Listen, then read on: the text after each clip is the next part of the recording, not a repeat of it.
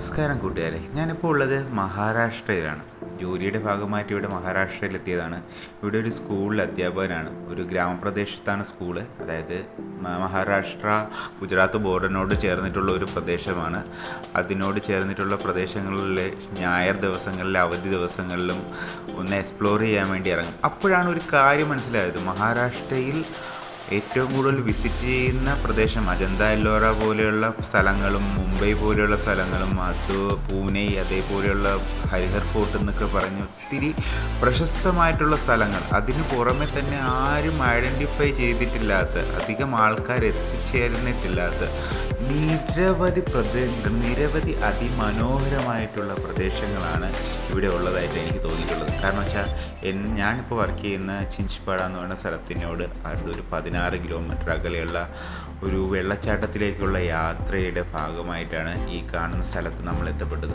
അതിമനോഹരമായിട്ടുള്ള പ്രദേശം എന്ന് വെച്ച് കഴിഞ്ഞാൽ നമ്മളിപ്പോൾ പോകുമ്പോൾ ഈ പച്ചപ്പും അതിൻ്റെ റോഡിലേക്കുള്ള വഴി, വെള്ളച്ചാട്ടം, മലകളും മഞ്ഞുമൂടിയ മലകളും ഒക്കെ കാണുമ്പോഴത്തേക്ക് സത്യം പറഞ്ഞാൽ ഇത് വേറെ ഏതോ സ്ഥലത്തെത്തിയതുപോലെ, ഇതൊരു മഹാരാഷ്ട്രയാണോ കാശ്മീരാണോ എന്ന് തിരിച്ചറിയാൻ പറ്റാത്ത അത്രയും മനോഹരമായിട്ടുള്ള സ്ഥലത്തെത്തിയതുപോലുള്ള ഫീലിംഗ് ആയിരുന്നു.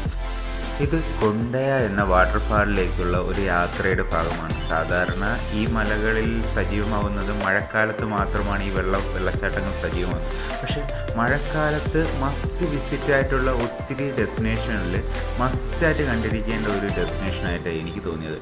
ഇതിൽ പ്രത്യേകിച്ച് സാധാരണ ആൾക്കാരൊന്നും പോവാത്തൊരു സ്ഥലമായതുകൊണ്ട് തന്നെ ഈ കൊണ്ടയ വാട്ടർഫാളിലോട്ട് പോകാനായിട്ടൊരു പ്രത്യേക പാതയൊന്നും കാണാനില്ല. നമ്മളെന്താ ചെയ്തെന്ന് വെച്ചാൽ ഇവിടെ അധികം ആൾക്കാരും ഉണ്ടായിരുന്നില്ല. ഇതൊരു ഗ്രാമപ്രദേശത്തോടെയുള്ള ഒരു വെള്ളച്ചാട്ടമാണ്. അധികം വണ്ടികളൊന്നും പോകാത്ത സ്ഥലമാണ്. അധികം സ്വന്തം വണ്ടി ഉണ്ടെങ്കിൽ മാത്രം എത്തപ്പെടാൻ ഒരു വില്ലേജാണ്. ദുബപ്പൂർ എന്ന് പറയുന്ന ഒരു വില്ലേജിൻ്റെ ഭാഗമായിട്ടുള്ളതാണ്. നമ്മളെന്താ ചോദിച്ചാൽ ഈ കാണുന്ന സ്ട്രീം അതിനെ ഫോളോ ചെയ്ത് ഈ വെള്ളം ഒഴുകി വരുന്ന അരുവിയെ ഫോളോ ചെയ്ത് വെള്ളച്ചാട്ടത്തിലേക്ക് എത്തുകയായിരുന്നു.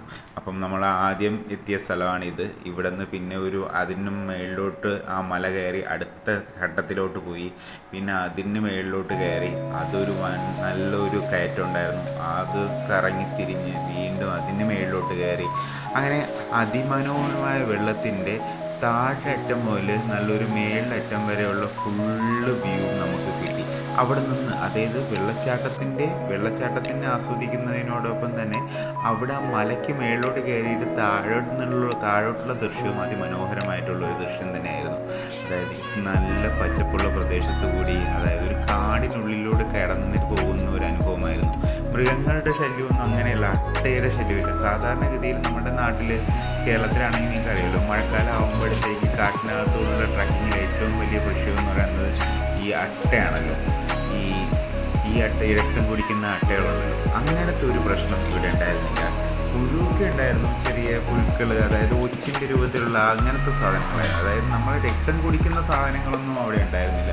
മൃഗങ്ങളുടെ ശല്യം ഉണ്ടായിരുന്നില്ല. അതുകൊണ്ട് തന്നെ വളരെ മനോഹരമായിട്ടുള്ള ഈ വെള്ളച്ചാട്ടത്തിലോട്ട് എത്തിപ്പെടാൻ അധികം ദുർഘടമായിരുന്നില്ല എന്ന് വേണം. ജസ്റ്റ് ഒരു 2 കിലോമീറ്ററോളം നടന്നു കഴിഞ്ഞാൽ നമുക്ക് ഈ ഒരു അല്പം ദുസ്സഹമായിട്ടുള്ള പാതയൊക്കെ ചാടിക്കടന്നു പോവുക എന്നുള്ളത് വെച്ച് കഴിഞ്ഞാൽ ഈ ഒരു സാഹസത്തിന് മാക്സിമം നമുക്ക് എൻജോയ്മെൻറ്റ് സമ്മാനിക്കുന്ന കാഴ്ചയുടെ വിരുന്നൊഴുക്കുന്ന കാഴ്ച തന്നെയാണ് നമുക്ക് ഈ കൊണ്ടയ വാട്ടർഫാളിൽ നിന്ന് കിട്ടുന്നത്.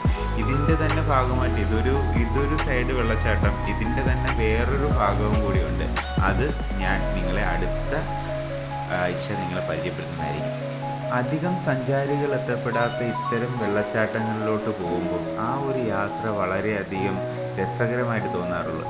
തികച്ചും അഡ്വഞ്ചറായിട്ടുള്ള ഒരു മലക്കയറ്റം, ഈ വെള്ളത്തിലോട്ട് നടത്തം, അത് കഴിഞ്ഞിട്ടൊരു പച്ചപ്പ്, അധികം നശിപ്പിക്കപ്പെട്ടിട്ടില്ലാത്ത കുന്നും മലകളും, പിന്നെ പ്ലാസ്റ്റിക്കിൻ്റെ ശല്യം, അങ്ങനത്തെ സാധനങ്ങളൊന്നും ഇല്ലാത്തത് കൊണ്ട് തന്നെ സാധാരണഗതിയിൽ നമ്മൾ ഇതേപോലത്തെ പ്രധാനപ്പെട്ട നമ്മളിപ്പം അറിയപ്പെടുന്ന ടൂറിസ്റ്റ് ഡെസ്റ്റിനേഷൻസിൽ ഇവിടെ മഹാരാഷ്ട്രയിലായിരുന്നാൽ തന്നെ ഇവിടെ ആയിരുന്നാലും വൃത്തികേട്, അതായത് നമ്മളുടെ ഈ പ്ലാസ്റ്റിക് വലിച്ചെറിഞ്ഞിട്ടുള്ള ഒരു ഇതൊക്കെ ഉണ്ടാവും. പക്ഷേ ഇവിടെ നിന്ന് അങ്ങനത്തെ ഒരു കാഴ്ച ഇവിടെ ഉണ്ടായിരുന്നില്ല.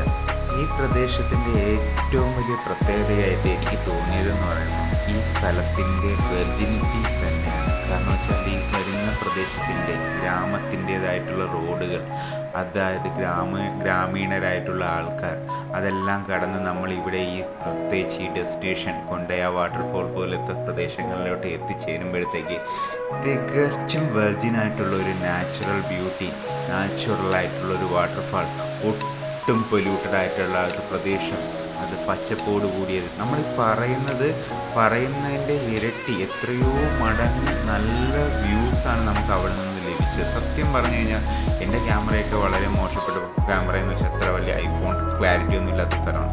എന്നാൽ പോലും നമുക്ക് നല്ല പിക്ചേഴ്സ് കിട്ടിയിട്ടുണ്ടെങ്കിൽ എന്തായിരിക്കും അവിടുത്തെ യഥാർത്ഥ സൗന്ദര്യമെന്ന് നിങ്ങളൊന്ന് ഊഹിച്ച് നോക്കാവുന്നതേ ഉള്ളൂ.